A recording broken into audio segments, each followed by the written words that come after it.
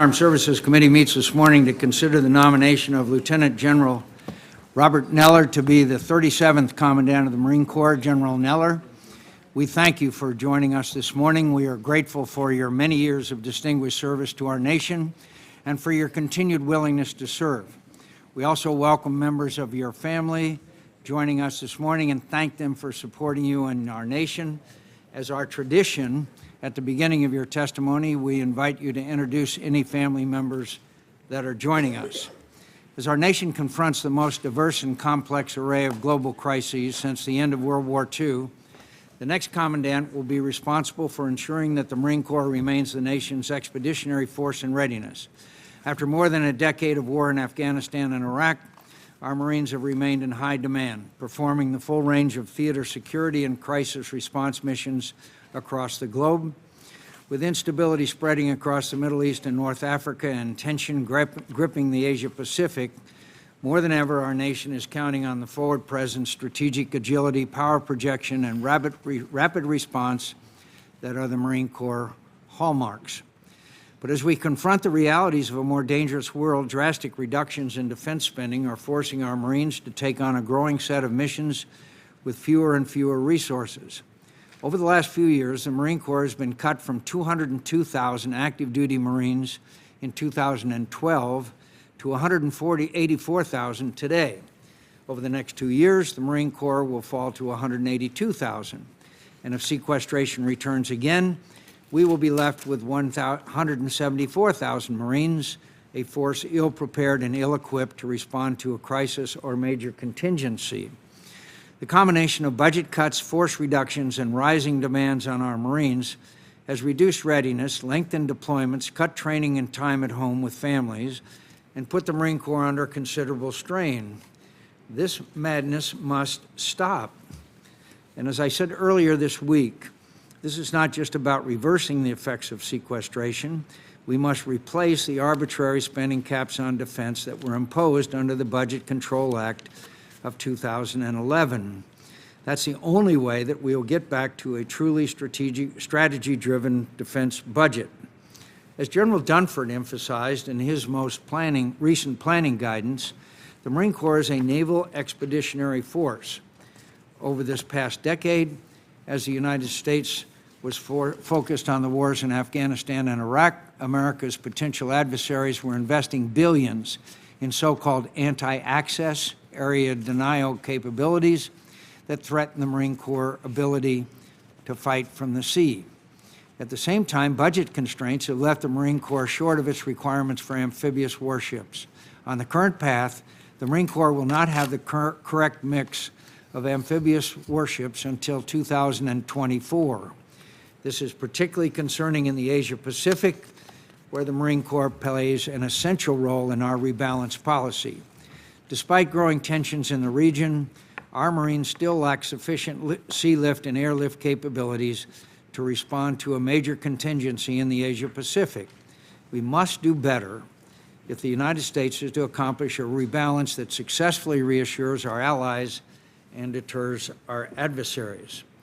General Neller, if confirmed, another significant challenge you will face is shortfalls in aviation readiness.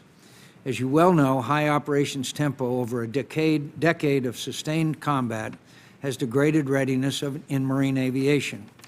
Today, non-deployed Marine aviation squadrons are 20% short of the number of aircraft needed to train or respond in a crisis. As you will surely agree, the Marine Corps aviation bench is simply too shallow to be ready for future challenges. We will be interested to hear your views on putting the Marine Corps on track to restoring aviation readiness. Finally, General Neller, if confirmed, you will be responsible for recapitalizing and modernizing for future challenges. In the air, the Marine Corps is rapidly approaching a significant milestone with the initial operational capability, or IOC, of the F-35B Joint Strike Fighter. Concerns remain about the warfighting capability of these aircraft reaching IOC.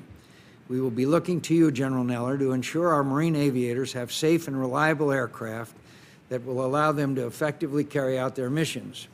On the ground, the amphibious combat vehicle remains the Marine Corps' top acquisition priority. Given the importance of replacing our aging fleet of amphibious vehicles, the Marine Corps must learn the lessons of past failures, such as the Expeditionary Fighting Vehicle, and deliver this needed capability on time, at cost, and up to expectations. We will be relying on you, General Neller, to make sure the job gets done. Thank you, and we look forward to your testimony. Senator Reed. Thank you, Mr. Chairman. I want to join the Chairman in welcoming Lieutenant General Neller to the confirmation hearing regarding his nomination to be the 37th Commandant of the United States Marine Corps. And General Neller, welcome to the Armed Services Committee. Thank you for your many years of extraordinary service to the Corps and to the country. And also thank your family for their service right alongside you every step of the way. General Neller, you have an exemplary record of service, and you're highly qualified for the position which you've been nominated. You have commanded Marines from the platoon level to the division level, and you are currently the Commander Marine Corps Forces Command and Commander Marine Corps Force Europe. Before this current assignment, you also commanded U.S. Marine Corps Forces for Central Command. General Neller, as Commandant of the Marine Corps, you will be tasked with the recruiting and retraining of quality force and ensuring that force contains the necessary structure and readiness levels to meet our nation's current challenges and the posture to respond to tomorrow's crises and contingencies. These responsibilities are demanding enough on their own. However, you will also be asked to assume control at a time of immense financial and fiscal challenge, particularly because of sequestration. And I know we will discuss a number of these challenges this morning. Again, thank you for your service and the service of your family, and thank you for your great Marines who make us all proud every day. Thank you, Mr. Chairman. Thank you, General. In order to exercise its legislative and oversight responsibilities, it's important that this committee and other appropriate committees of the Congress be able to receive testimony, briefings, and other communications of information. So would you answer the following questions? Have you adhered to applicable laws and regulations governing conflicts of interest? Chairman, I have. Do you agree when asked to give your personal views, even if these views differ from the administration in power? Chairman, I do. Have you assumed any duties or undertaken any actions which would appear to presume the outcome of the confirmation process? Chairman, I have not. Will you ensure your staff complies with deadlines established for requested communications, including questions for the record in hearings? Chairman, I will. Will you cooperate in providing witnesses and briefers in response to congressional requests? Chairman, I will. Will those witnesses be protected from reprisal for their testimony or briefings? Chairman, they will. Do you agree, if confirmed, to appear and testify upon request before this committee? Chairman, I do. Do you agree to provide documents, including copies of electronic forms of communications, in a timely manner when requested by a duly constituted committee, or to consult with the committee regarding the basis for any good faith delay or denial in providing such documents? Chairman, I do. Thank you. Welcome, General. Please proceed, and perhaps you'd like to introduce your family. Thank you, Chairman. Ranking Member Reed. My wife, Darcy, is here. Our 40th wedding anniversary is next month. I already have the present, so I'm in good shape. Our three children are not here, Kurt, Brett, and Claire. They're off. Kurt lives in Traverse City, Brett lives in Houston, and Claire and her husband, Jim, and the most important member of our family, grandson, Connor, are in Austin, Texas, and I'll talk a little bit about all of them in my statement. Thank you.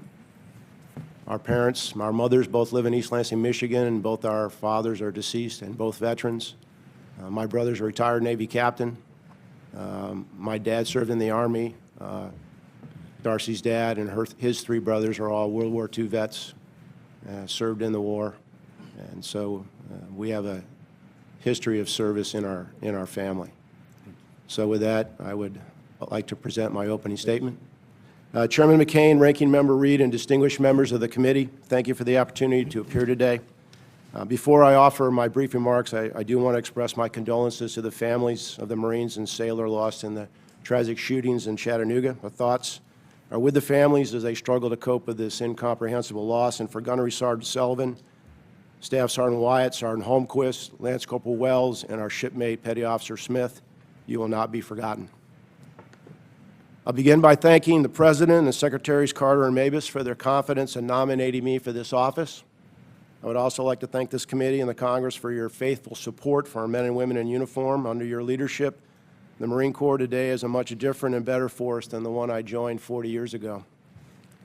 I also want to recognize my partner, friend, and strongest supporter who sits with me today, Darcy. We started our Marine Corps journey at the same time. Although she didn't sign up, she just went with it. She has an unconditional love for Marines and their families. She understands the difficulties and stresses of military families and serves as a strong advocate for their support. And while I was off doing what was required, she ran the house, worked outside the home, volunteered, raised 3 kids who all have their own lives and careers and are doing very well, thankfully. Moved 26 times, to include 3 times overseas, and allowed me to think that I was contributing to the effort. Now that we have our first grandson, Connor, I've moved down in the pecking order in the Neller household. Beneath him, the children and the dogs. And as I said, next month we'll be celebrating our 40th anniversary, and I'm thankful that she's here with me today. I accepted a reserve commission in the Marine Corps in June of 1975 out of the University of Virginia because I wanted to get married and I needed a job. When I joined, we had just come out of Vietnam. Discipline was not good. Equipment was in poor condition, and training was poorly resourced and rudimentary. And though we were well led and we trained hard, we were not ready. So in those early years, I learned to expect little and to get less. But more importantly, I soon realized that being a Marine and an officer Marines was much more than just that job that I was looking for. It's a profession, it's a mindset, it's a life.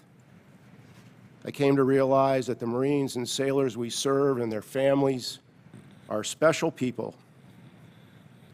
And if they are well led by those willing to share the hardship and the risk, led by those who firmly but fairly coach, teach, and mentor them, and by those willing to ensure they have what they need for the mission and for their families, that they could accomplish incredible things.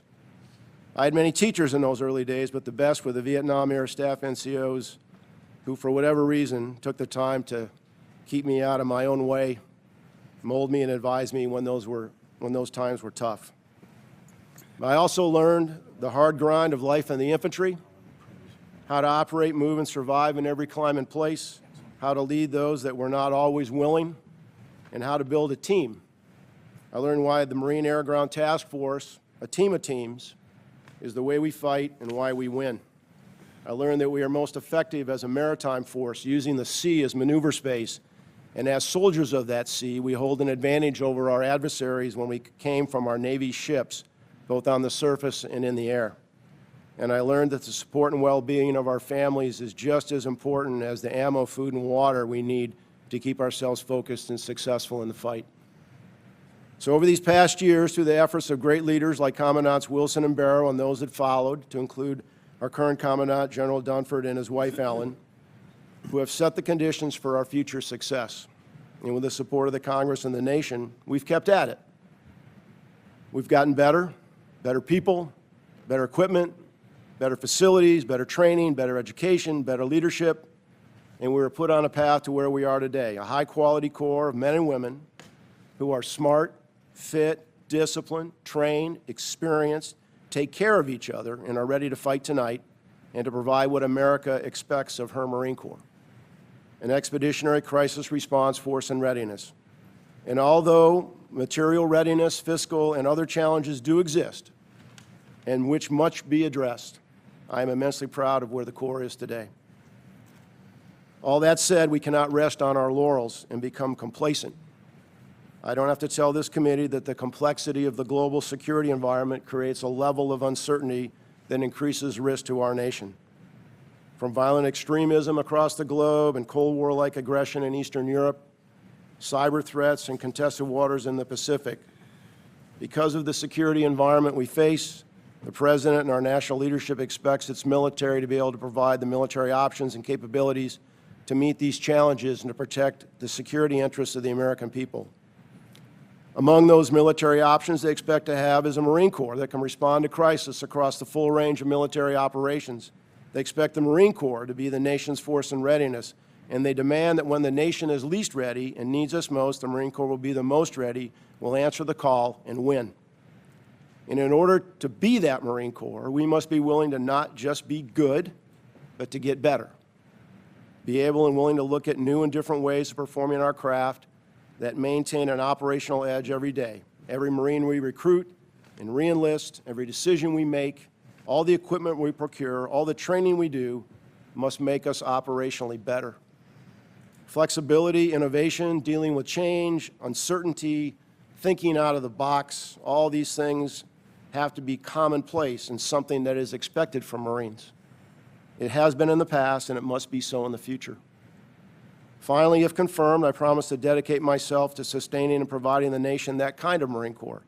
The Marine Corps, the highest quality young men and women our nation has to offer, the most disciplined, best trained, and equipped and operationally capable Marine Corps we can afford, and to the best of my ability, ensure the health, well-being, and opportunities for success of the men and women who accept the challenge to be a U.S. Marine. Thank you once again for the opportunity to appear before you this morning. I'm ready for your questions. Well, thank you, General. Recently, General Dunford stated to this committee, quote, "We cannot execute the 2014 quadrennial defense review with the budget cuts as a result of the Budget Control Act." He continued stating that ongoing cuts will threaten our ability to execute the current defense strategy. Do you agree with that statement of General Dunford's? Chairman, I do believe if we are held to sequestration level this year and in the following years, we will not be able to execute the strategy. And would this continued sequestration and its effects put the lives of the men and women serving in the Marine Corps at greater risk? Senator, if our readiness is degraded because we can't resource the training, we can't modernize the force, if we had to commit that force, there would be increased risk. You know, in the 1970s, you referred to General Wilson and General Barrow, and you referred to the really terrible situation that existed. Do you see a parallel to that today with continued sequestration? Chairman, anytime we come out of conflict, there's always risk to this effect. But they're all different. We've been able, after 12 years of war, to keep a very qualified and capable force. And because we've been resourced and supported by the Congress, I don't believe we're near that place that you and I remember from the 70s. There's always risk that things could happen that could take us there. And I believe that's what many of us are concerned about. But right now, we're not there, and if confirmed, I give you my personal pledge that we'll do everything in our power to never go back to that place again.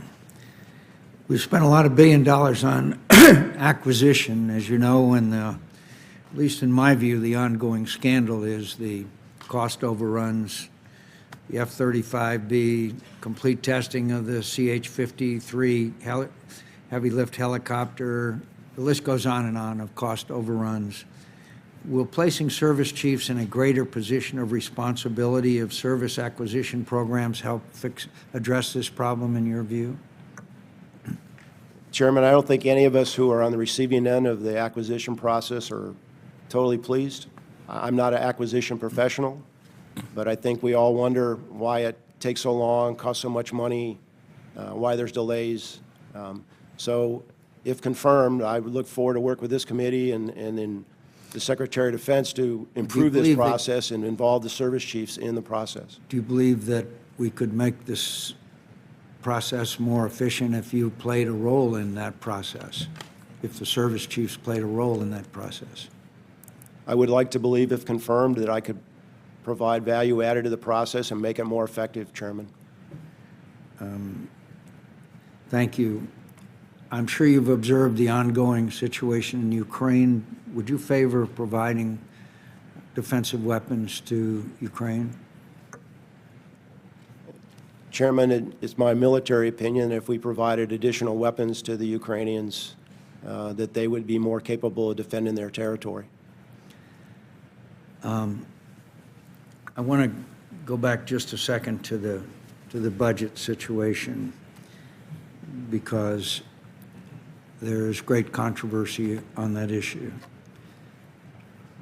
And I'm not sure my colleagues on both sides of the Capitol understand the consequences, not only for our ability to defend the nation, but the greater risks to the people that we ask to defend us. And maybe you could talk to us a little bit about that and the impact on retention and morale and of our all-volunteer force. Well, Chairman, in my current role as Commander of Marine Forces Command, I try to get out and speak to Marines and sailors as often as I can. This force is very smart, they're informed, and so they're aware of what's going on with the funding. I believe they're concerned, they're watching. They want to know what's going to go on with compensation. They want to know what's going to go on with modernization and training. This Congress and this nation has been very generous to them the last 12 years, so they've created a very high, they have a high expectation in their mind of what's supposed to be right. They don't have the context I had. They don't understand what it is to go short. They'll learn if they have to. So I do have some concerns about retention. I do have Marines ask me, hey, what's going to happen about pay and our gear and our training and our bases, our housing and those things. They know there's choices to be made, but I believe whatever those choices are, we can explain them to them, and they're reasonable, rational people, and they'll make the decision. And I believe that they'll stay, but that remains to be seen. Senator Reed. Well, thank you very much, Mr. Chairman. Again, thank you, General, for your service. The Marine Corps continues to test, develop, and validate gender-neutral occupation standards. I think the expectation, the goal is that every MOS would be available to qualified female in Marines as well as males. And you're just opening up the basic infantry course to company-grade female officers. Can you comment upon the expectations and your commitment to making sure that this is accomplished?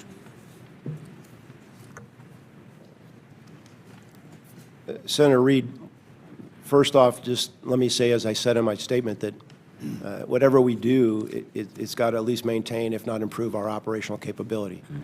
Since the Secretary made the decision to open up these MOSs, we've done a number of things. First, we assign women in MOSs that they already held to previously restricted units to begin the process of integration.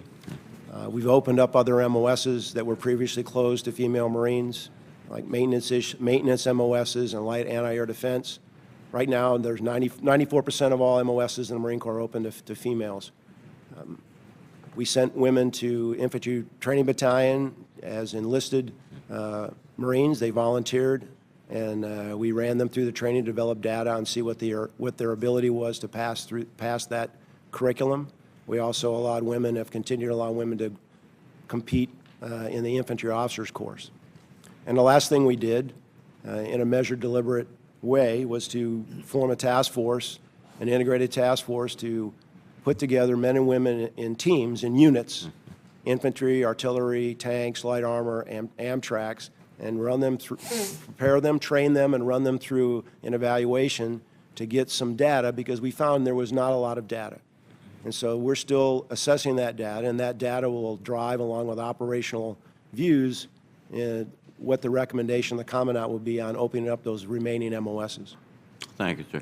This is a challenge for the not only the Marine Corps but the Army. Just as we speak, there are 3 women candidates in the Mount Phaser Ranger School to see if we can validate and create in the Army a pathway for Ranger qualifications for females as well as males. But thank you, and for your commitment to that. Last year, the Personnel Subcommittee had a hearing, and the former senior enlisted advisor of the Commandant, Sergeant Major Richard Barrett, stated, and always listen to Sergeant Majors, they're pretty smart people, but I thought it was remarkable what he said. In his words, if we do not get hold of slowing down the growth of personnel costs, if we do not pay a little more attention to the health care that we so generously have received in my 33 years, I have never seen the level of quality of life ever this level. We have never had it so good. And I make that point because we do not get a hold of slowing the growth, we will become an entitlements-based, healthcare provided-based Marine Corps and not a warfighting organization. He further stated, I'm told in colorful tones, that Marines care most about the next fight, training, and modernization. And that, I think, is the dilemma that we all face. Can you comment upon that? I'm not going to speak for Sergeant Major Barrett. I've heard the comments. I know Sergeant Major Barrett. I think his concern is that we created, because of the generosity of the Congress and the fact that we were at war, and for rightful, proper reasons, we did a lot of things with medical care, and we had some shortfalls. Right, absolutely. I mean, our facilities are the best I've ever seen, and so we've taken advantage of the situation and the money that was available. So a young Marine coming in today, when he walks around, or she walks around, they see what they see. They don't see what it used to look like. You know, Senator Tillis will attest to that down at Camp Lejeune. I mean, and the same thing at Camp Pendleton. It's very nice. Not perfect. It's good enough, but it's new, and we're going to have to sustain that. So I think Sergeant Major Barrett's concern is, how do we sustain it? If we create an expectation that we can meet, and if we can't meet that, what are the Marines going to do? At the same time, that's important, but it's if not, to me, it's more important that the training we give them and the equipment we give them has parts, it's maintainable, the training is challenging, demanding, interesting, and it's going to improve our operational capability. So, and we've done that. So maintaining that level, I think, is what his concern is, and much of that is tied to resources. Now, my impression has always been that quality of life issues, access to child care, access to medical facilities are critical, but soldiers, Marines understand that if they're not well-trained, well-equipped, and ready to go, that's the big quality of life issue, because that means they survive or they don't survive, and the mission gets accomplished or it doesn't get accomplished. So you have to work with that. My time has expired. One other issue I'll just put on the table. We had a brief chat in the office. The sense that the next battle we fight, the first phase, will be cyber-dominated, so we'll be fighting in the dark. So perhaps there'll be an opportunity for other questions later this morning about how Marines will relearn some of those old things like maps and lensatic compasses, and that might be very critical in the next fight, even though we have the most sophisticated equipment in the world. Thank you very much for your service. The chairman asked you the question about the Ukraine, and I was glad he did. I was over there when they had the parliamentary elections. For the first time in 96 years, they don't have one communist on their parliament. I mean, that's for us. That's for the West. That's their allegiance to us. Your answer was very similar to General Dunford when you said, yeah, they should have defensive weapons over there.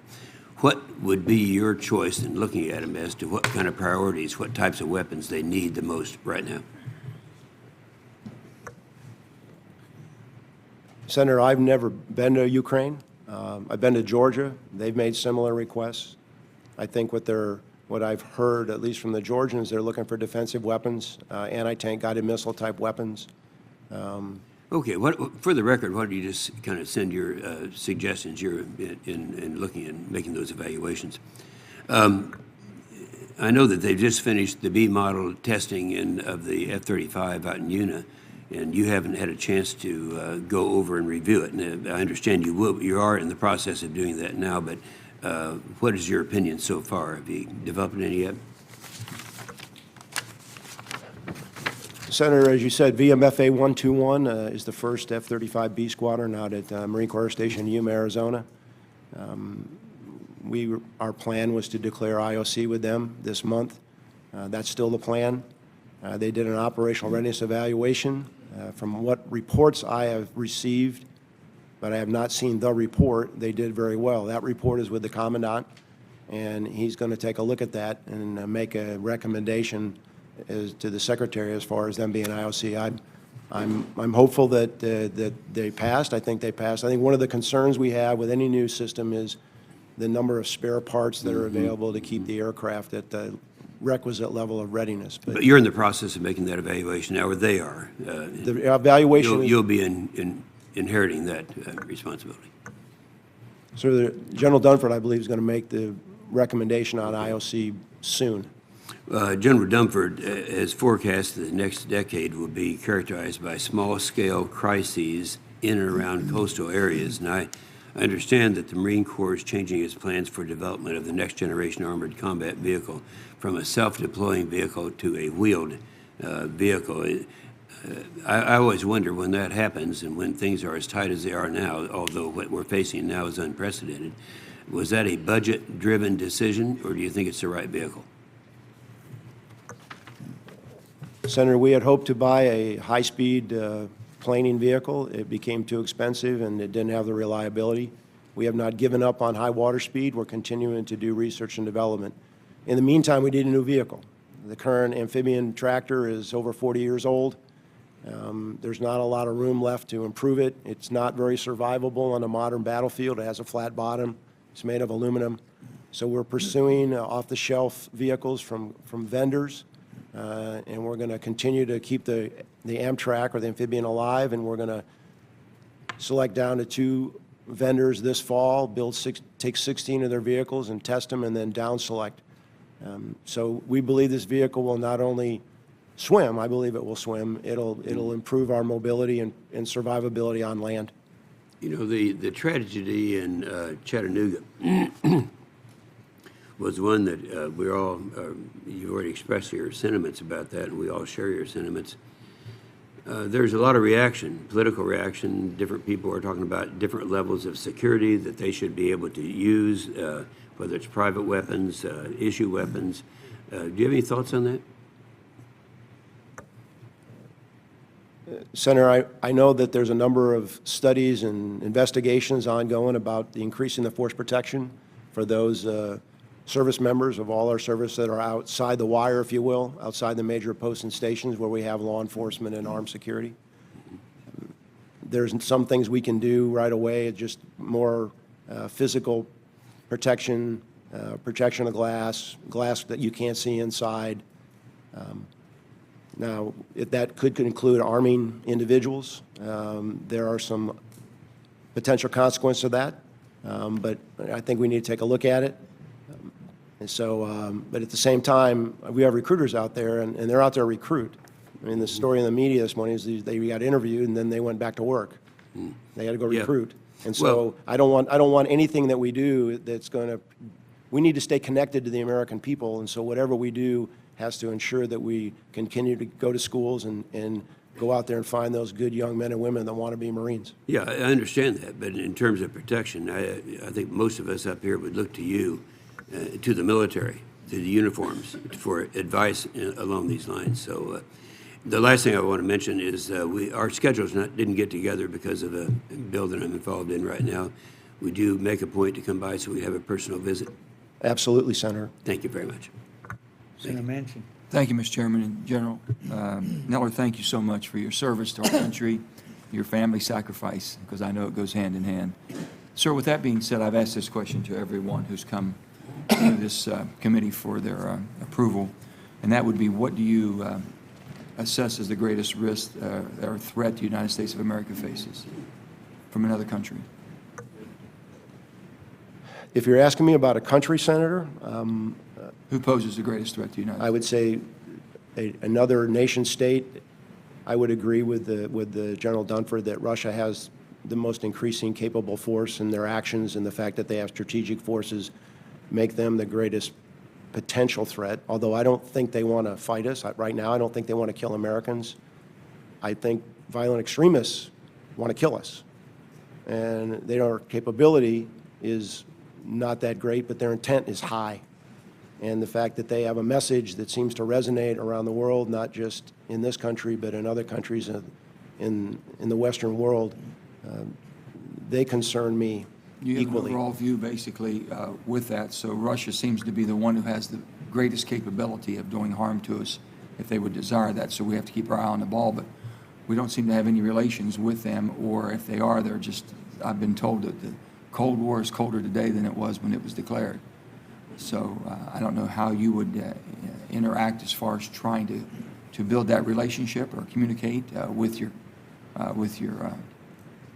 equals in Russia, or do you have open lines of communication with them? I've met with Russian officers in previous places and previous times. I've never met with, they have a naval infantry or a Marine Corps. If there were opportunities to meet with them like there are with any other country, it's always good to talk, even if you disagree. I met with Chinese officers and we didn't agree on very much, but we had a nice lunch. I appreciate that. Second, I would say that, you know, I think all of our hearts go out to the families of the Marines who lost their life in Chattanooga. We hope that never repeats itself again. What's your plan of doing that to make sure that the reserve offices and the recruitment offices are safe and secure around the nation? Well, Senator, whatever we do as a military is going to have to be consistent. And Admiral Gortney's the commander of Northern Command, so he's ultimately responsible for the force protection, and we provide advice, and we have a Marine component with NORTHCOM.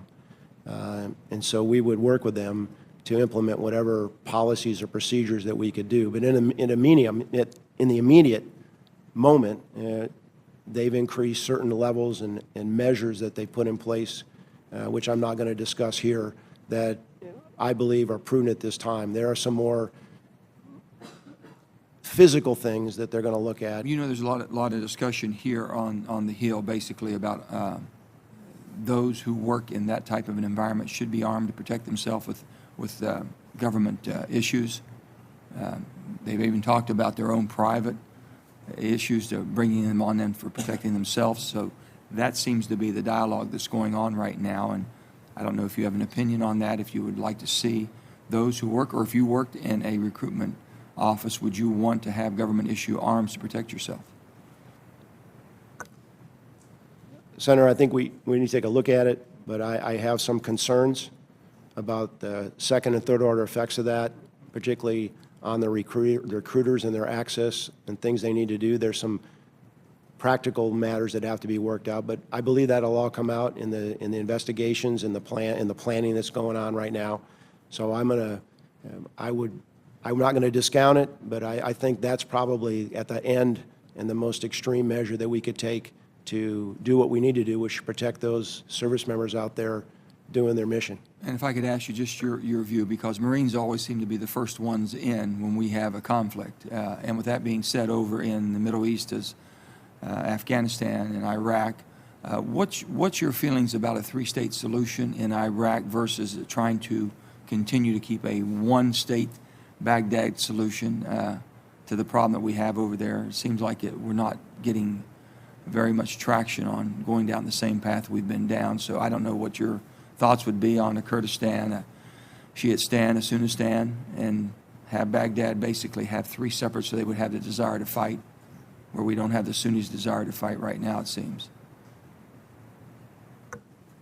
Senator, I would respectfully say that's way out of my lane to talk about a three-state solution, but I do believe... If you think we have, I'm so sorry, sir, because my time is running, but would you think we have a problem with getting the Sunnis the will to fight in that area? I was in Anbar for a year. They'll fight, but they have to believe, like any person who's fighting, that the government that supports them is going to support them. So if the Iraqi government can convince the Sunni tribes in Anbar and Saladin and Diyala, it is my personal professional opinion, they will fight. If they can't do that, they will continue to have a hard time. Thank you so much, sir. Appreciate it. Thank you. And thank you, General Neller, for your service, and Ms. Neller, for your service and your family's commitment to defending America. I think you answered well when you said, right now, we don't think the Russians want to kill us, but the ISIL does, and actually taking action to that end. I had the opportunity to be with a wise member of Parliament of one of our allies recently, and his comment was that our number one achievable priority now should be to defeat ISIS before it grows and becomes even stronger, and that there's a danger it could grow stronger. How would you think about that in terms of our immediate achievable priority Should we be taking more effective action to confront the rise of this extremist group in Iraq and the Levant?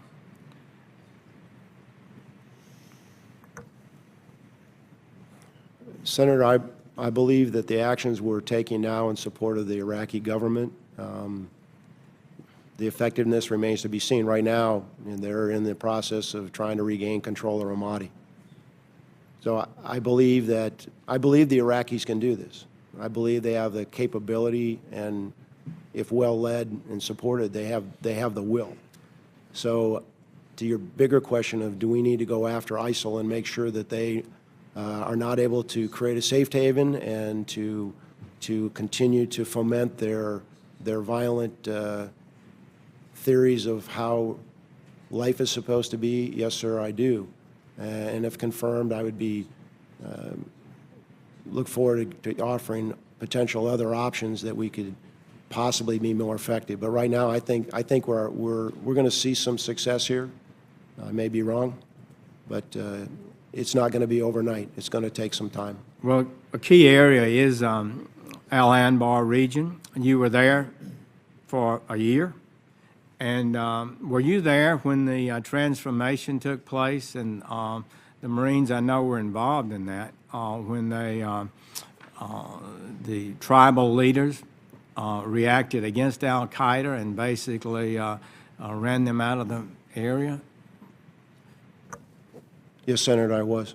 So you've seen that, and how did we help them? What did we do to convince them that they had the kind of support that they could be successful and throw out Al Qaeda? And do you believe that we can do that again? And are they capable of throwing out ISIS, but which I also believe they do not favor and oppose and wish were not there? We supported, as we are now, the Iraqi security forces. The situation was not as the adversary didn't actually hold as much ground then as they do now. I'm not aware. I've not been there since I left in 2007. I was back in 2011, right at the end of when the U.S. forces pulled out. So my knowledge base is aged, and I would hope to go back and see it with my own eyes, if confirmed as a commandant, to get a better understanding of what's going on. But similar to what we're doing now, we provided capability, we provided support, we provided training, and at the end of the day, our goal was that they would own it. Because at the end of the day, they have to fix this. Well, they were successful to a degree that many of us didn't expect. And it was a decisive moment in the creation of a stabilized Iraq. There's no doubt about it. And I remember, I believe General Stewart was a colonel. I don't know if he was colonel or general at that time. Now he's a defense intelligence commander. But he was there, and we did a lot of things that supported them and gave them confidence. Without putting large numbers of forces on the ground, without leading in combat operations and conducting those operations, do you think that providing embedded soldiers with the Iraqi forces, with communication systems, with the ability to call in airstrikes, resupply, evacuation, those kind of things that an embedded American soldier might provide, and the confidence it provides, could that be a positive factor in helping the Iraqi forces have the confidence necessary to get on the offensive and once again throw off these extremists? Senator, it's been my experience that if we have Americans with foreign militaries providing those capabilities, that they do perform at a higher level. But there have to be other things in place so that the force protection of those forces, those soldiers, sailors, airmen, Marines, is also guaranteed. Well, I thank you, and I trust that you will provide the best military advice you can to the President, to your superiors, and to the Congress. And I'll ask you, will you, when asked, continue to give your best advice? Yes, Senator, I will. Thank you. Okay.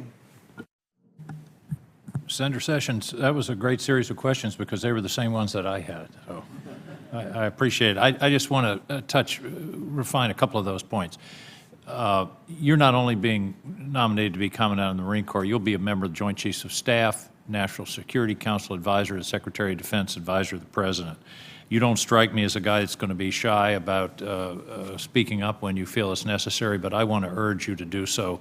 Your value, your experience, your wisdom, your judgment is why you're in this position, and if you don't provide it in an unvarnished way, then you're not fulfilling this job.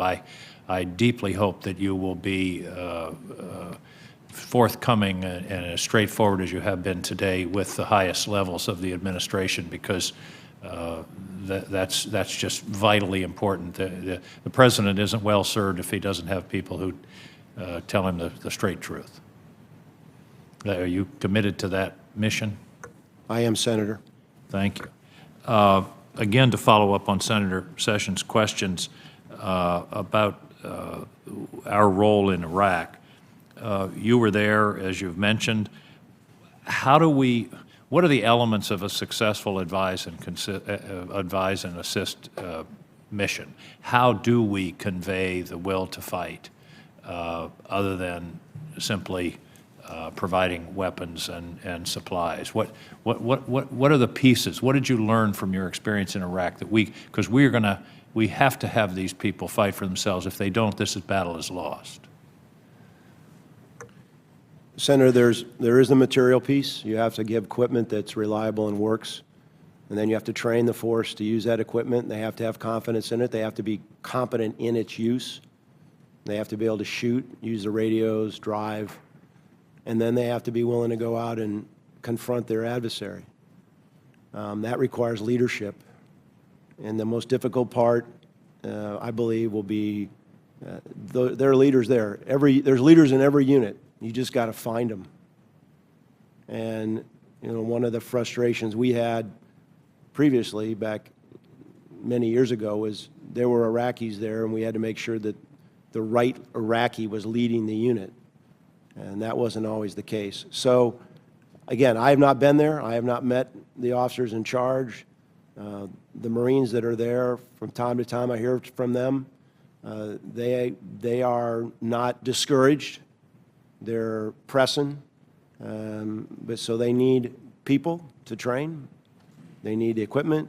They need the ability to train them, and then the Iraqis need a leadership. So it's kind of a stew of things that have to be put together, and I think we're trying to help them make that stew, and we'll see here as they go toward the Ramadi objective, we'll see if they're effective or not. Well, the discussion today is centered on Iraq, but we've also got the problem of Syria, where we don't have a security force to be training and working with. And my concern is that time is running out, in the sense that ISIL is not only gaining ground, they're gaining ground organizationally. There have been reports recently that they're looking more and more like a state. They are governing, they are talking about succession of their leadership, and they are consolidating in many of the areas where they are. And I understand the limits of American force and that we can't do it all with air power, but how do we deal with Syria? We're doing some limited training there, but it seems very insignificant given the nature of the threat. We could be very successful in Iraq, but you've still got that large ungoverned area of eastern Syria that is a potential home base for this group.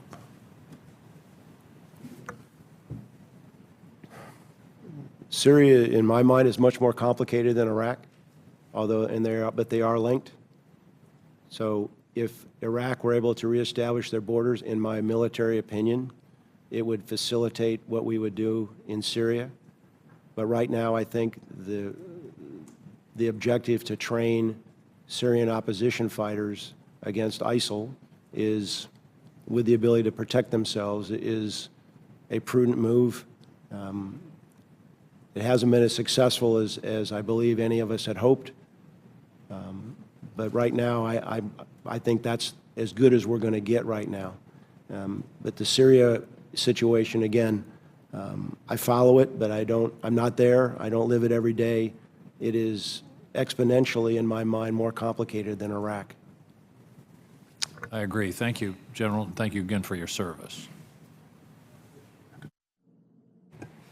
Thank you, Mr. Chairman, and thank you, General, and your wife for the service you and your family have given to this country. We look forward to your continued service in the future. Thank you, sir. When it comes to recruiting and retaining your Marines, what's the most important thing? Is it modernization? Is it having that up-to-date equipment? Is it operations tempo? Is it compensation? What's the most important to these young people? Senator, we've done a lot of surveys to try to find out, what is the one thing that convinces a Marine to stay.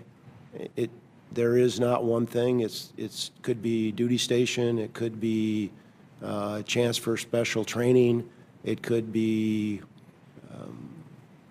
opportunity to go overseas. It could be education. It could be just quality of life and the experience that they've had. So every Marine is different, and so we have to offer kind of find out what it is, and if we want to keep them, convince what it is we have to offer them to keep them.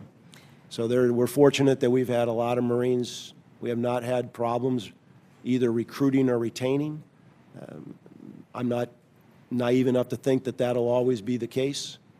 But right now, we have sufficient tools, if you will, to convince people to stay.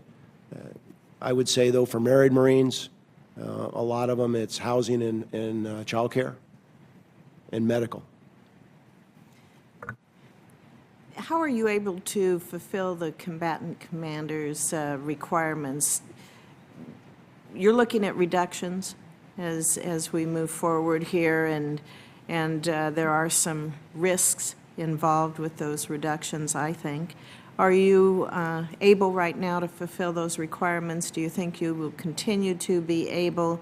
And do you think you may have to change your role in the future in order to meet the requirements required by those commands? Senator, right now, we believe we're meeting the combatant commander's requirements. The combatant commanders have a lot of requirements, and our concern right now as a service, because as the Marine Forces Command, my task to the commandant is to help generate the force to meet those requirements. So we are working, we're trying to keep the force at a 2-to-1 deployment ratio, and if the force gets smaller and the requirements don't go down, we're going to be inside that, which is of concern to us. So you're always balancing risk to the force versus risk to the mission. So we'll work with the combatant commanders to see if we can't figure out new, different, innovative ways to give them the capability they need to meet the mission, and at the same time buy us a little more depth to dwell relief. What's the mission of the Marines? The mission of the Marine Corps is to provide the nation's force and readiness as crisis response, and to seize and secure advanced naval bases as part of the naval campaign, and to do those things as the President may direct. And have you seen that mission change during your time in the Marines? No, ma'am, I have not. As we look ahead at different threats that are coming up in the future, do you see the development of the anti-access weapons, like the long-range anti-ship missiles? Is that going to impact the Marines' operations at all? Clearly, the increasing capabilities of potential adversaries and the anti-access area denial battle space is of concern. We talk about this, we exercise it, we train it. As we've gotten our forces off the battlefields of Iraq and Afghanistan and gotten back on ship, we're working that with our naval partners as part of the naval campaign. There's both a technical piece to this and also a tactical piece to this. We have to be a little more artful and skillful in how we approach this because they have capability. So the days we could sail where we wanted to sail without consideration of that, those days are gone. So you think that will have a strategic impact then on how Marines are going to be deployed in the future?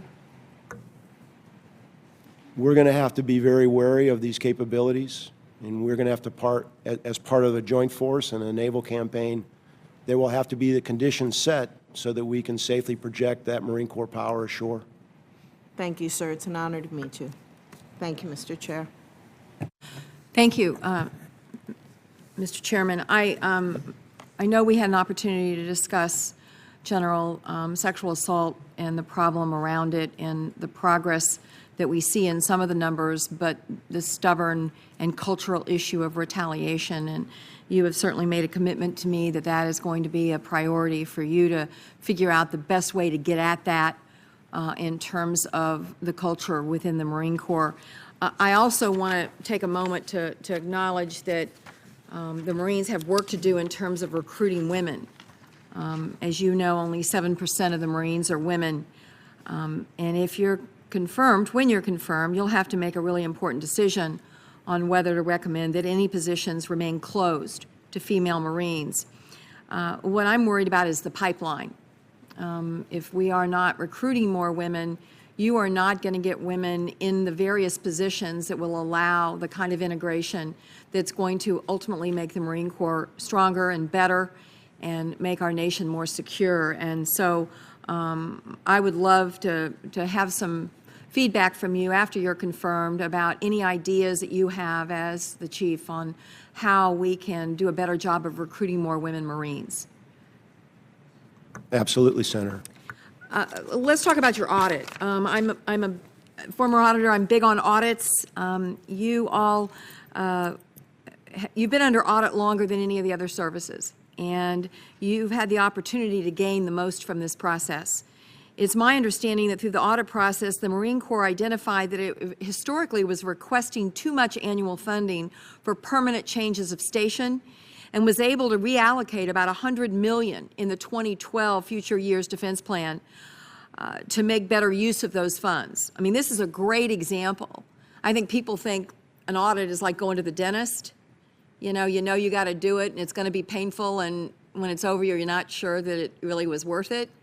But audits aren't like that, because audits reveal a lot that help you allocate resources more effectively and figure out where your needs really are, and maybe like you found with the fight-up that there was an ability to move money around in a way that was important to the Marines. In 2017, all of the services are supposed to be audit ready. I have been on this for as long as I've been sitting on this committee, and I'm skeptical that we're going to get there by 2017. And I'm also concerned that it's the last statutory deadline the services and the DOD must meet. I would like to have your commitment to make the audit process within the Marines a permanent priority going forward, so we never again get to this place where we have a massive amount of resources with no transparency. Senator, you have my commitment, if confirmed, that we will work this as hard as we can and get a clean or a qualified audit that shows that we can account for every single penny we spend. Let's talk about readiness. I thank you for that commitment, and I will be like a broken record on the audit thing until we get audits from all of our branches and we can begin. It would really help us in our jobs. It would help us make the case if we were able to have the transparency that audit provides. Let's turn to readiness just for a moment. In response to the advanced policy questions for this hearing, you noted that the current 1 to 2 deployment to dwell ratio is unsustainable. And I want to talk about the fact that the challenges posed by ISIS in the Middle East and an aggressive Russia, neither one of these were planned for. So what would the effect be on the force if a significant Marine Corps response was required to address an unplanned contingency overseas? in the near future? Well, Senator, you'd have to do one of two things. You'd have to either grow the force. We believe the optimal size force for the Marine Corps is 186,000 Marines. We can't afford that. So if we had a commitment elsewhere, we would take forces that are currently forward deployed, such as in the Far East and Okinawa, and we would have to reposition them to wherever that contingency was. We did that during the combat in Iraq, and it's only through the past few years we've been able to reestablish our presence that we've had historically in the Pacific. So we have some options. The other option, the least favorable, is we go all in. We activate our reserves and we go and do what needs to be done. We've done that before too. That you can do that for a short period of time, but as you mentioned, it's not sustainable. And what is a short period of time? I mean, in your best estimate, and I don't want to hold you to anything here, but I mean, what I'm trying to get a handle on is we are wrestling with very difficult decisions about the Middle East and Iran's nuclear capability, and there's some in the Senate that I believe are tempted by the idea that we could go in and bomb Iran and set off what could be a war much bigger than any that we have been trying, any contingency that we've been trying to fight in over the last decade in the Middle East.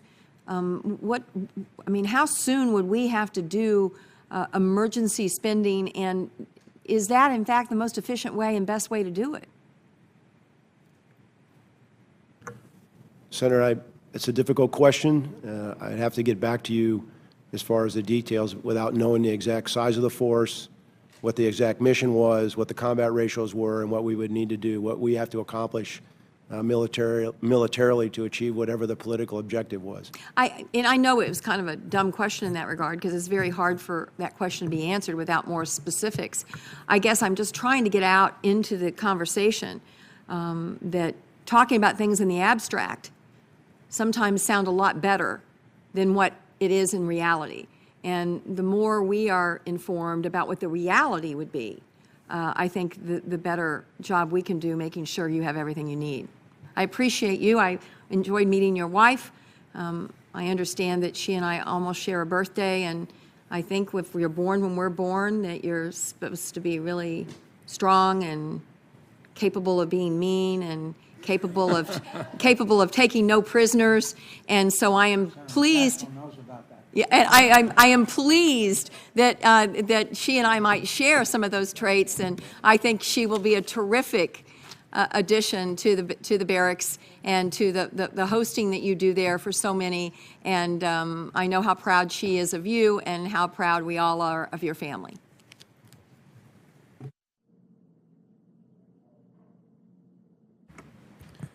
Thank you, Mr. Chairman, and General, congratulations on your nomination. I also want to echo, I know that many of my colleagues on the committee want to echo what you talked about in terms of our shock and sense of condolences to the families and the friends of the Marines and from Chattanooga. We've got to make sure that kind of activities don't happen again. I wanted to go back to the issue of readiness. You see from this committee's questions, you're going to get a lot of different questions from the committee on a whole host of different subjects. But I wanted to ask about the primary mission of the Marine Corps Infantry, which is the heart and soul of the Marine Corps. And it's the mission to close with and destroy the enemies of our nation. Sometimes we don't talk about that what we're really focused on doing in the Marine Corps is being ready to kill the enemies of our country. Does that remain the highest priority in terms of Marine Corps training, particularly infantry training, or do you see the Marine Corps being pulled in a variety of different areas, different missions, different mandates in terms of training? Senator, we train for a variety of missions. I believe, I can only speak for myself, but my professional opinion always been is if I can do the high end of the mission, the most high risk, the most dangerous, the most kinetic, and I've trained the force to do that, and they're disciplined, that I can bring them back down to the other end. There are specific things. So we do practice HADR things, we do NEOs, we do training of foreign militaries, but our primary mission is to be a force in readiness that can fight at all parts of the range of military operations, but particularly at the high end. And, you know, you and the chairman were talking about the 1970s. As you know, infantry officers in the Marine Corps are often encouraged to read this book, which I think is a great book. It's called This Kind of War by T.R. Fehrenbach, which actually focuses on the 1950s and the Korean War, and an example of what you mentioned earlier about the Marine Corps being a force in readiness when the country was least ready. But do you worry about levels of readiness and training, that we could have another Task Force Smith in the next 5 to 10 or 15 years if we don't get our funding and training levels and readiness properly adjusted? And Senator, that's also one of my favorite books. Not because it's a good story, just because it's a good lesson. I think that's always in the back of our minds. And I think the current fiscal situation kind of brings it a little bit more to the forefront. But at the same time, as long as we can recruit and retain good Marines and our gear is functional, I don't see us going to the point of what happened historically to that force when it was put on the Korean Peninsula. Could it happen? I'm not going to speculate on that. All I can tell you is, if confirmed, I will give every ounce of effort I possibly can to not ever allow that to happen, just as I know, not to speak for General Milley or any other service chiefs, or I know General Dunford, that's our job. That's why, if confirmed as a commandant, I'm responsible to you that that doesn't happen. Thank you. Let me turn to the chairman. Mentioned in his statement the importance of the Pacific rebalance and the critical role that the Marine Corps is playing in that. I think it's something that this committee, this Congress, is trying to support. I think in some ways the Obama administration undermines their own strategy in terms of the credibility of the strategy by slashing Army forces in the Asia-Pacific, which is what they're proposing to do. I just have a few questions related to the rebalance. Are you satisfied with how that's going overall in terms of the credibility of the rebalance for all the services? And more particularly, are you satisfied with the redeployment of Marines from Okinawa to Guam, Australia, possibly Hawaii? And do you think that when we do that, that we're going to have the strategic lift to take what's a concentrated force now in Okinawa to a much more dispersed force?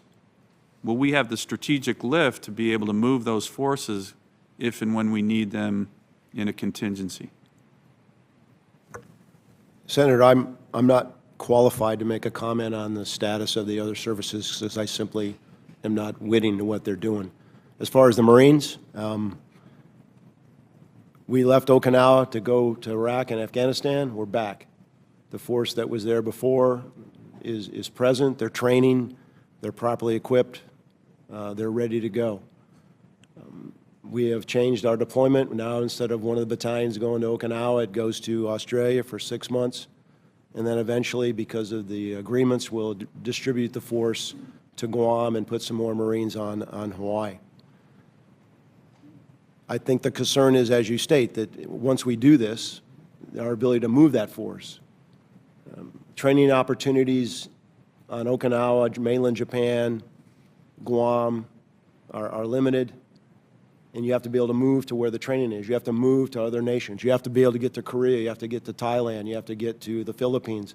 And to do that, you need sea lift and airlift. So when we do this, and we will do this, we're going to have to, that's going to be the hard part. And there are some opportunities with high-speed vessels and things with the Navy and the movement of a 3-ship ARG from the East Coast to the Pacific area, which will give us more lift. So that's going to have to happen. But I concur with you that the strategic lift is kind of the long pole potentially in that tent. So right now, you don't believe that our strategic lift capability matches our proposed deployment laydown? I believe it will, but it remains to be seen once we get on Guam and we have to move these forces around. We do a pretty good job right now, but again, we're not on Guam, and we've got decent training in Hawaii up at the PTA, but we still have to be able to move these forces around. So I'm concerned about particularly gray hull amphibious lift. Thank you. Thank you, Mr. Chairman.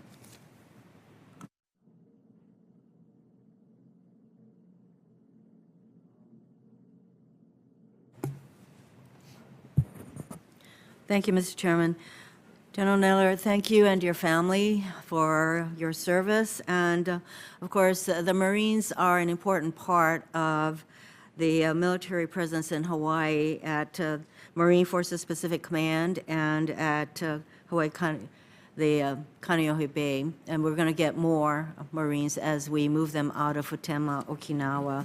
So thank you very much for all that you do. I also am very committed to the rebalance to the Asia Pacific. And you mentioned in your advanced questions, I quote, "Our strong marine presence in the region," meaning the Asia Pacific region, "plays a significant role in promoting the regional security and stability." So if confirmed, I trust that you will continue to support a tangible rebalance to build and maintain the important partnerships that we have in this area of the world. Yes, Senator. You mentioned in the earlier response to Senator Sullivan how important training is.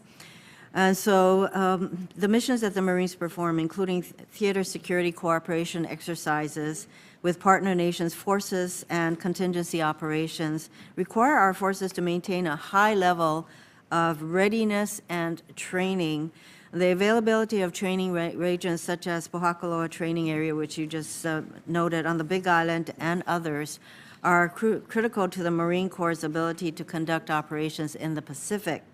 Could you share your thoughts on the importance of training ranges, especially as we continue the rebalance to the Asia Pacific?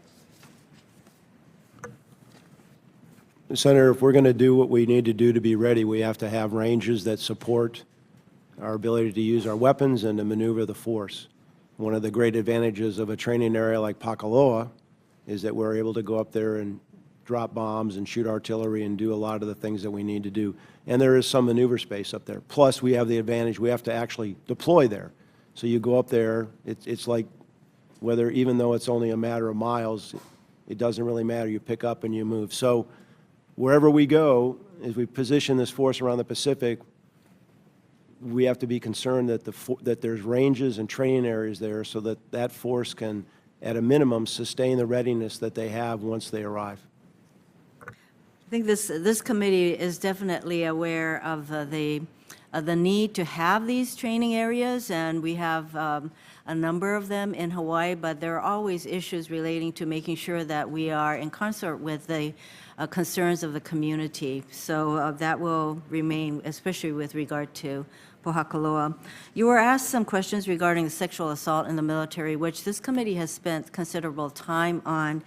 And so you note that it is the responsibility of the commanders to set a positive climate.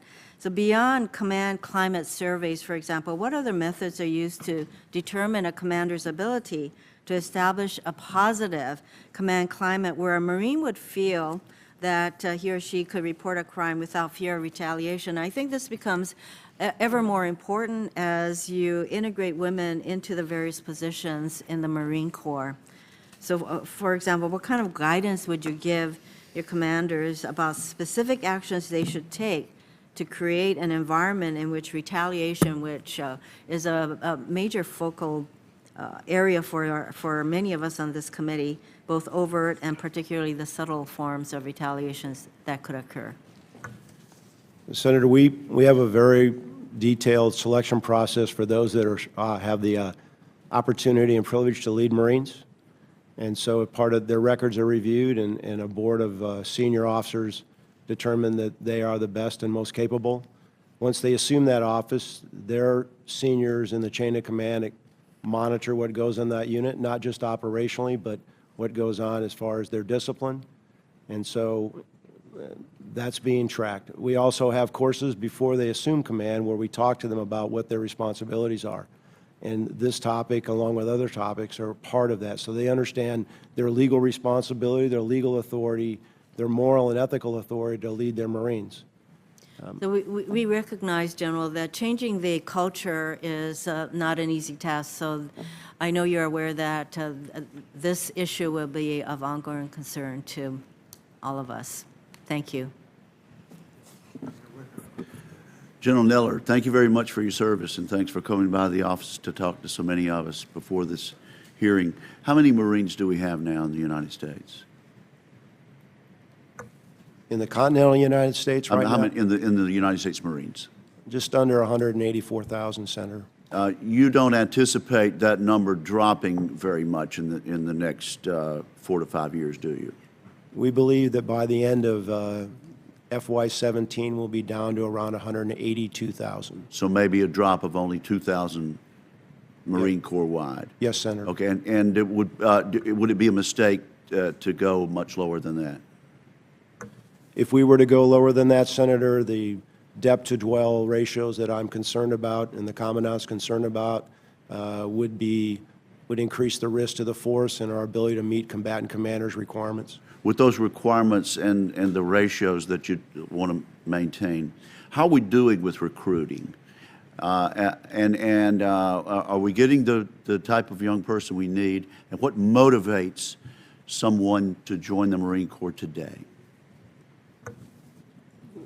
We're doing very well, and I think that's something that we're watching, but our manpower director, Lieutenant General Balakis, the other day briefed us that right now, for the next fiscal year, we've already signed up 55% of the requirement. And so those Marines are in a pool waiting to come to recruit training. And they're not just marking time, they're working with their recruiters voluntarily to get themselves ready to go. The quality of those recruits, potential recruits, is very, very high. And we have a very high standard, and I think that's both a credit to our recruiters and it's also reflects in the quality of the force. On the officer side, we have at least 3 college graduates waiting for every spot to go become a Marine officer. So we're in a very good place. Again, I don't take that for granted, but I'm hopeful we can keep that going. What inspires or motivates somebody to join the Marine Corps? Senator, that varies from individual to individual. Could be something approved, somebody told them they couldn't do it, family heritage, want to serve their nation, want to learn a trade, want to get the great benefits of the 9/11 GI Bill, or they just want to be a Marine. You were walking through a student union and a poster caught your eye back in the 70s, is that right? Actually, it was a big, tall guy wearing those blue uniform. Okay. More than a poster. What frustrates our active duty Marines now?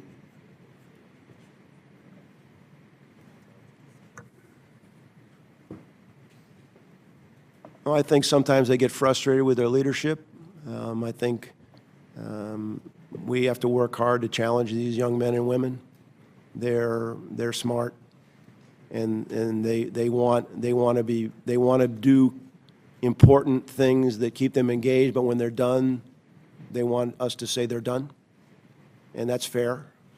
And so, because we've done such a good job, you know, we're kind of victims of our own success. So we owe them, you know, good training, good gear, good organization, good leadership. And their end of the deal is show up, bring their A game every day, work hard, train hard, and then when we're done, then they can, you know, take a little bit of a break at the same time knowing they're never, never not a Marine. Let me follow up on your conversation with Senator Sullivan about Sealift. And I want to thank the Marine Corps for making the case for the amphibs, and particularly the 12th LPD. I don't think we would have gotten the 12th LPD through this committee and through the Congress, both houses, on a bipartisan basis if it had not been for the Marine Corps coming and saying that we very much needed that for us to complete the mission. Mr. Brzezinski was here earlier this year and talked about the need for the amphibious forces to be in the Baltic. Now, we've had discussion about Russia and the seriousness of the Russian threat, as well as the more immediate threat of ISIS. But what is the reason for being particularly careful, as Mr. Brzezinski mentioned, about the amphib forces in the Baltic Sea area? Well, Senator, we just actually did an exercise in the Baltic with the U.S. and a number of coalition ships. It was called Agile Spirit, I believe, commanded by Vice Admiral Jamie Fogo, who's the Sixth Fleet commander. So we did an exercise in the Baltic. I'm sure it was paid close attention to by certain countries in that part of the world. I hope so. I do too. And as we projected power ashore, did a landing with Poles and Lithuanians and Estonians, and then trained ashore, and then with U.S. Army forces there. So there is interest in the Baltic because it's on the perimeter of certain land masses that you might have to gain access to. And then 3 NATO allies that are very small countries live on the east end of the Baltic Sea, and they're concerned about potential aggression against them, so we're there to reassure them. I would say it's fair to say they remember not too long ago when there was a different dynamic in that area, and they appreciate the Marines being there with them and the United States being there with them. Thank you for your service, and thank you for your testimony, sir. Okay. Thank you, Mr. Chairman. Thank you, General Neller, and to your family. Congratulations on a wonderful service thus far. A few questions. I want to go back to, you talked a bit about gender integration earlier. I want to kind of get your take first on how it's going, and then the kind of philosophy that the Marine Corps is undertaking to carry out that mission, if you could talk about that. Senator, when the Secretary made the decision to open up all occupational fields, the service chiefs and the services were getting a certain amount of time to take a look at how they might do this. We've worked hard to work in a way to figure out how we will integrate. We've opened up MOSs. We put female Marine officers, staff NCOs and NCOs in units where previously women weren't allowed to serve. They've done well. We're going to continue to do that. And then to determine the last part, whether we would, based on a standard, allow women to serve in infantry, artillery, tanks, light armored reconnaissance, amphibian tractors, and reconnaissance.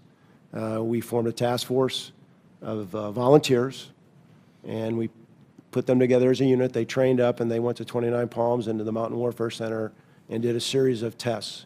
Those tests are complete. The data has been collected. It's being analyzed, and it'll provide information that will inform the commandant about whether or not he will request a waiver for any of those MOSs. So I have not seen all the data. I've seen some of it. I've been involved in this process for some time. When we first sent volunteer female Marines enlisted to the Infantry Training Battalion to try to gain data and determine their ability to complete that course.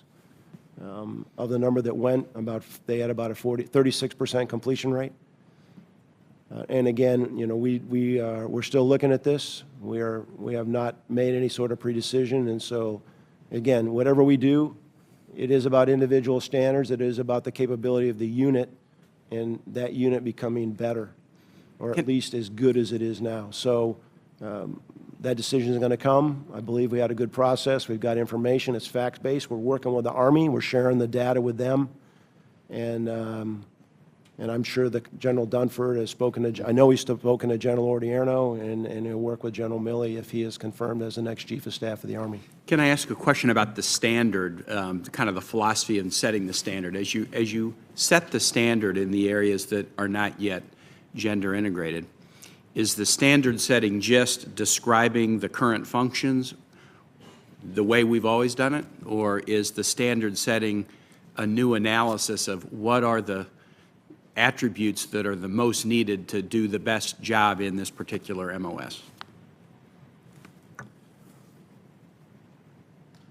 I have not seen all the different task condition standards. They will be functionally based. They won't be, I mean, there may be a screening process for any Marine, male or female, but it'll be not lift so much weight as if you have to load the tank main gun, I have to load the howitzer, I have to prepare the charge, I got to carry the projectile, I've got to drag the cannon, I have to carry the load, I have to go this fast, this far with this much weight. It'll be those types of things. And so that's the data we've got. And what the data says about how men and women did. I went out and saw the unit that did the test. It was a very hard test. It was hard. And regardless of whatever happens, I can tell you that the Marines out there, particularly the women Marines, they did a great job. It was pretty motivating. So, I'm going to switch gears to an area of the Marines that is incredibly important. I'm not sure everybody focuses on them. They train in Virginia, and it's good to have a UVA grad before us, the Marine Security Guards who train at Quantico. Everywhere I travel, if I'm ever at a U.S. Embassy, I always stick my head into Post 1 to thank these important members of not only the embassy family, but important members of the Marine Corps. This is a job that is getting more attention. This is a job where I think on armed services we've devoted more resources to it. How familiar are you with that unit, and especially in terms of kind of, do they have the resources they need? Are we training enough? Because we sure need them around the world. Senator, I'm not completely conversant in their entire training program of instruction. I, like you, when I go to embassies, I talk to the Marines. They're very high quality. They're very highly screened. It's a great retention tool for us to keep Marines in. I do worry because they are so capable that we don't get a lot of them to stay after their service. They've got options. And I always ask them how many of you are going to stay. And if there's any of them that say they are, I immediately volunteer myself to be their career planner so I can convince them to stay, because they are some of the very best and brightest young men and women we have. But I think they're trained well. I think they're resourced well. I've never been to an embassy where they told me they were wanting or lacking for anything, or the regional security officer. So I'd have to get back to you on any more detail, but my basic rudimentary response is I think they're in good shape. Great. Thank you very much for your testimony. Thanks, Mr. Chairman. Thank you, Mr. Chair. General Neller, thank you very much. Darcy, thank you for being here today. I appreciate your great service to our nation. I will just fire off one quick question.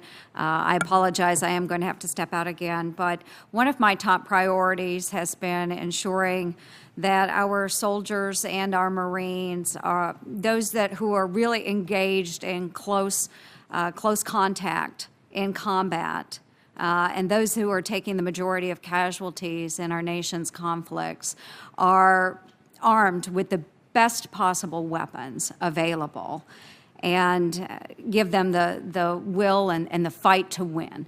I mean, we have to make sure that they have the best possible sidearms, their personal weapons. That's one of the first things our young men and women do, qualify on their individual weapon. So with that being said, I am very concerned about the military's lack of modernizing our small arms programs.